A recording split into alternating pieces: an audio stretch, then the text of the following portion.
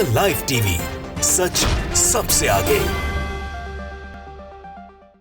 नमस्कार, the live TV आप देख रहे हैं। आपके साथ मैं हूं आदित्य कुमार। लोकसभा का उपचुनाव लगभग 300 दिन बाद होना है, यानी लगभग 1 साल का वक्त बचा हुआ है और उससे पहले अब विपक्षी मोर्चा बनने जा रहा है। जिस तरीके से नीतीश लगातार विपक्ष के नेताओं से मुलाकात कर रहे हैं, बातचीत कर रहे हैं, उसके बाद अब एक विपक्षी मोर्चा जो प्रधानमंत्री नरेंद्र मोदी को चुनौती देगा या बीजेपी को चुनौती देगा, वो तैयार होने जा रहा है।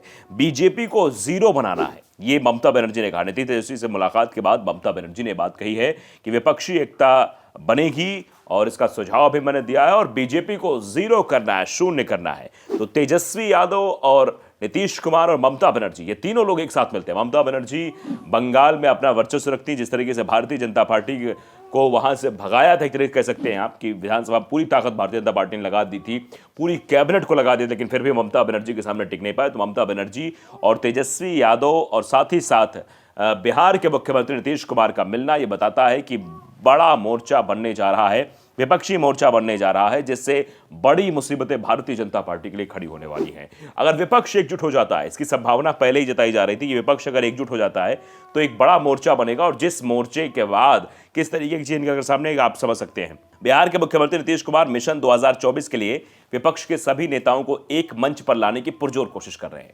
पूरी ताकत लगा रहे हैं। बिहार के मुख्यमंत्री नीतीश कुमार मिशन 2024 के लिए विपक्ष सभी नेताओं को एक मंच पर लाने में जुटे हुए हैं। इसी कड़ी में नीतीश कुमार ने सोमवार को पश्चिम बंगाल के मुख्यमंत्री ममता बनर्जी से मुलाकात की। उनके साथ डिप्टी सीएम तेजस्वी यादव भी हैं। राज्य सचिवालय मुलाकात के बाद तीनों नेताओं ने संयुक्त रूप से प्रेस कॉन्फ्रेंस भी की। इस प्रेस कॉन्फ्रेंस में ममता बनर्जी ने यह बातें कही थी। नीतीश कुमार ने कहा कि अब पता नहीं ये इतिहास बदल देंगे, ये क्या कर देंगे, सभी को सतर्क होना है, इसलिए हम सभी के साथ बातचीत कर रहे हैं। हमारे बीच बहुत अच्छी बात हुई है, आवश्यकता अनुसार हम भविष्य में अन्य पार्टियों को साथ में लेकर बातचीत भी करेंगे।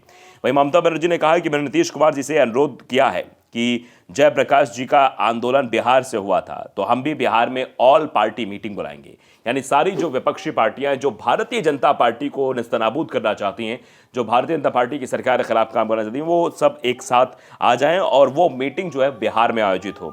हमें एक संदेश देना है कि हम सभी एक साथ हैं। मैंने तो पहले ही कह दिया कि मुझे कोई ऐतराज नहीं है, मैं चाहती हूं कि भाजपा जीरो बन जाए, ये सीधे तौर पर उन्होंने कहा है।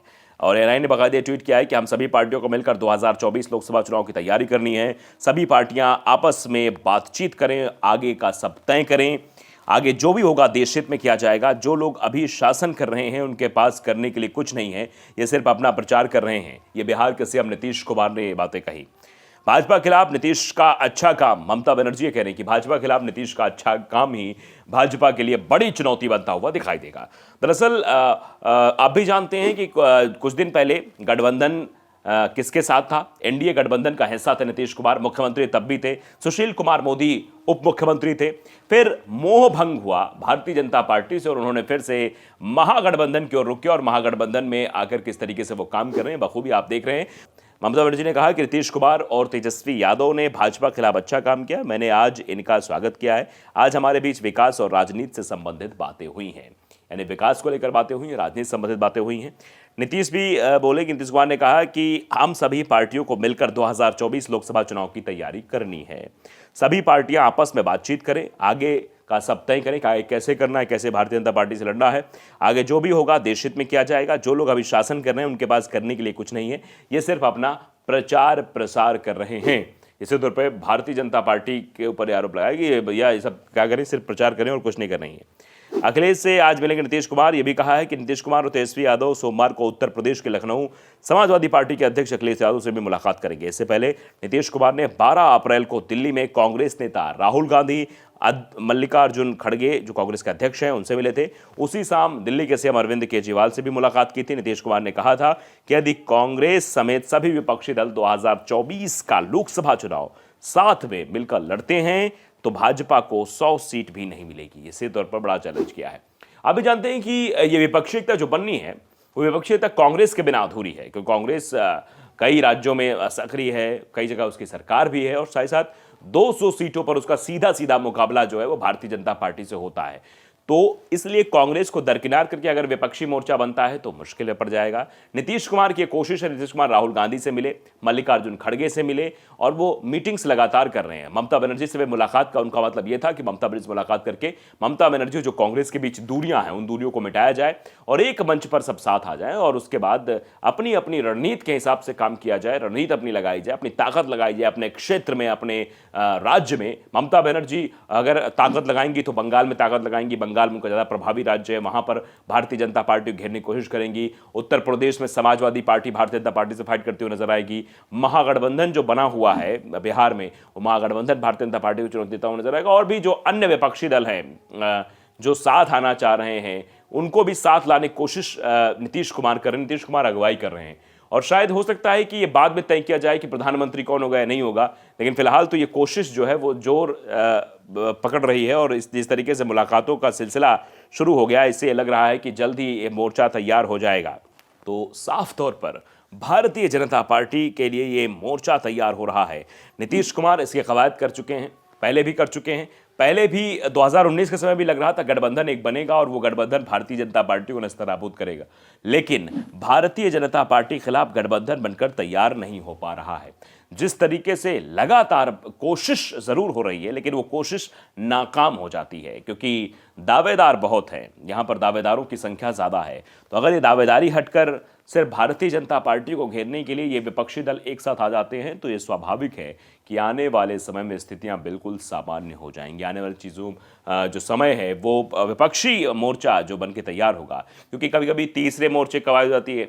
कभी कभी ये भी हुई थी कि कोई भी मीटिंग्स बुलाता है तो उस मीटिंग में सारे विपक्षी दल पहुँचते नहीं हैं।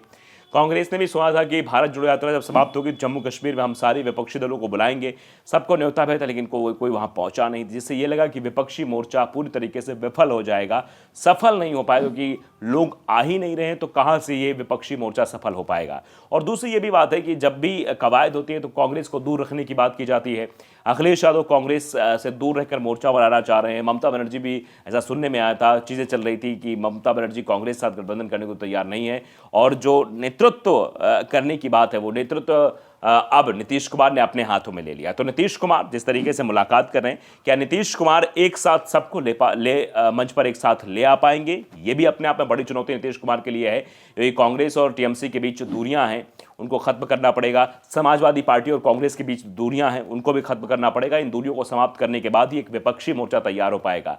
और भारतीय जनता पार्टी के लिए बड़ी मुसीबत यह है कि अगर ये विपक्षी मोर्चा बन जाता है तो हर जो क्षेत्रीय पार्टी, जो विपक्षी पार्टियां हैं, जो अपने अपने यहाँ जोर आजमाइश कर रही हैं, जो परेशान है भारतीय जनता पार्टी, जैसा आप देख लीजिए बिहार में क्या कुछ चीज़ें हो रही हैं, महाराष्ट्र में क्या कुछ चीज़ें हो रही हैं, कैसे ईडी और सीबीआई जा रही है, तो जो सरकार के खिलाफ बोलता है या फिर जो बीजेपी के खिलाफ बोलता है उसके खिलाफ जो है सरकारी संस्थाओं का दुरुपयोग किया जाता है, ये आरोप हमेशा विपक्ष लगाता रहा है।